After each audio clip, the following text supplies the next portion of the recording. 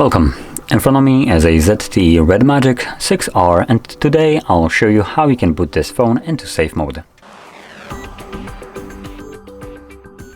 So to get started, let's hold our power key. This will bring up the limited boot options right here. And once you find, or see the power off, which is at the very top, you want to hold it. This will then bring up a different window asking you to reboot to safe mode. Do you want to reboot into safe mode? This will disable all third-party applications you have installed. They will be restored when you reboot again. So let's confirm it by tapping on OK. As you see, it initiates a reboot.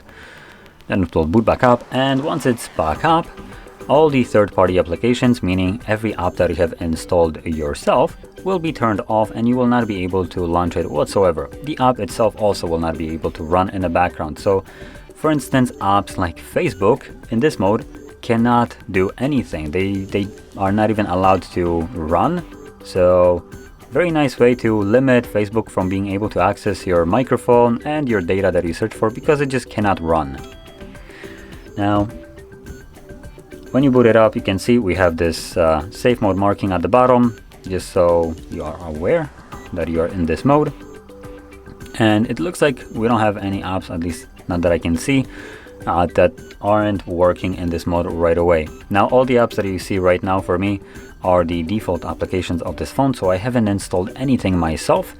But if I did, usually those apps are monochrome, semi-transparent, and if you try to launch them, it will give you a little pop-up somewhere right here, letting you know that the third-party application, geez, would be nice if I could talk, third-party application is disabled in safe mode.